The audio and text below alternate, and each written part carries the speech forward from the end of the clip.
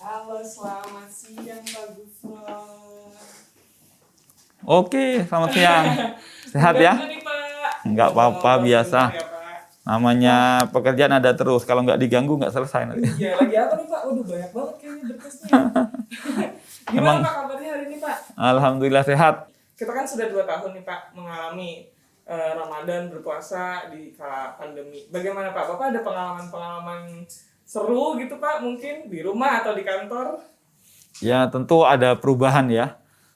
Mestinya kalau tidak pandemi, suasana Ramadan itu kalau malam ramai, anak-anak bermain setelah tarawih. Tarawihnya juga biasanya ramai, tapi sekarang kan tarawihnya juga dibatasi. Sehingga ya, tapi itu semua harus kita hadapi lah. Itu bagian dari fakta yang harus dihadapi. Iya, kalau soal kerja sih nggak ada bedanya ya Pak, puasa sama nggak puasa tetap ya seperti ini, tetap banyak Tetap filenya, banyak. tetap numpuk. Kalau rapat-rapat juga tetap jalan ya Pak ya. Oke deh. Azan zuhur biasanya kalau sholat di mana Pak? Ya saya kalau tidak rapat, pasti dengan adik-adik ini berjamaah di musola Oh, ini. di musola. Boleh kita ke musola Pak sekarang Pak? Boleh, makasih ya.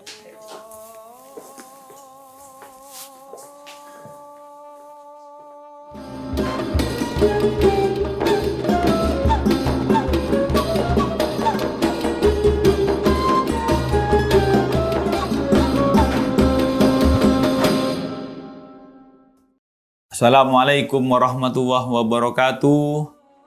Selamat berpuasa bagi segenap insan muslim di Indonesia maupun di seluruh dunia. Mudah-mudahan puasa kita tahun ini, walaupun di tengah COVID-19 yang melanda kita sampai tahun kedua ini, tahun kemarin kita juga melaksanakan puasa di tengah-tengah COVID. Tahun ini kita juga melaksanakan puasa di tengah-tengah COVID. Tentu banyak keterbatasan. Namun di tengah-tengah keterbatasan tersebut, tidak lupa saya menyampaikan mari kita sama-sama bersyukur bahwa kita masih diberi waktu untuk sampai pada ibadah puasa di tahun ini. Sekali lagi, ini adalah karunia terbesar bagi kita semua. Karena puasa dihadirkan untuk menjadi penghapus dosa-dosa kita, penghapus kedoliman dan kesalahan-kesalahan kita yang memang secara manusiawi setiap kita pasti tergelincir pada salah, pada kedoliman dan kemaksiatan-kemaksiatan yang telah kita lakukan di tahun kemarin. Mari kita gunakan momen terpenting dalam hidup kita ini sebagai bagian dari bukan hanya berdedikasi kepada Allah Subhanahu wa taala, termasuk juga sebagai bagian dari ibadah untuk mengendalikan diri. Karena pengendalian diri itulah yang menjadi jalan kesuksesan kita hidup di dunia maupun di akhirat. Saya akan berbagi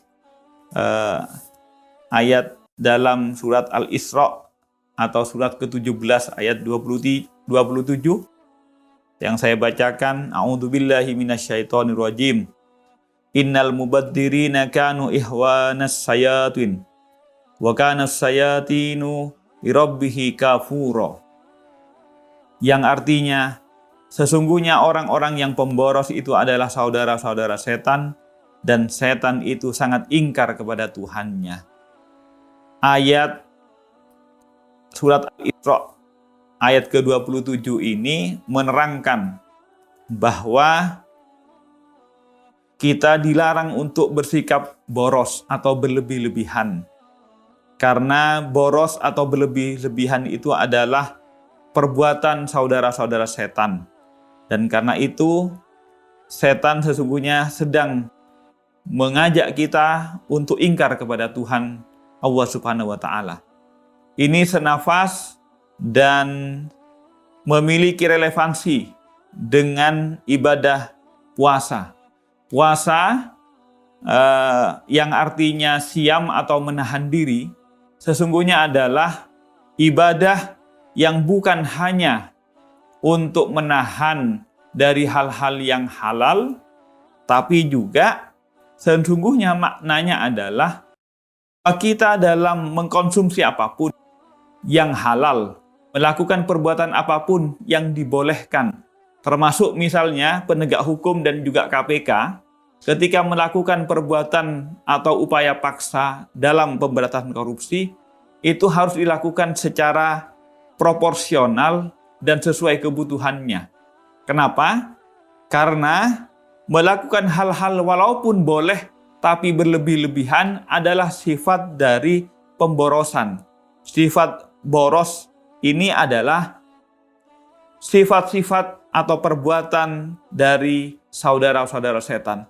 Oleh karena itu, kita sebagai umat Muslim Indonesia, khususnya para penyelenggara negara, baik pemerintahan maupun penegak hukum, harus mengambil hikmah bahwa puasa tidak lain tidak bukan, khususnya adalah untuk membatasi terhadap hal-hal yang bersifat boleh ataupun kemudian legal. Jadi tidak boleh kemudian dalam perbuatan-perbuatan yang legal yang dibolehkan tetapi kemudian dilaksanakan secara berlebih-lebihan. Oleh karena itu, mari semangat siam, semangat berpuasa harus dimaknai bahwa kita harus berhati-hati, harus melakukan sesuatu sesuai kebutuhannya dan proporsional. Atau dalam bahasa yang lebih keren, bahasa Maduranya, setiap perbuatan itu harus necessity dan juga proportionality. Harus sesuai kebutuhan dan juga seimbang sesuai dengan kebutuhannya.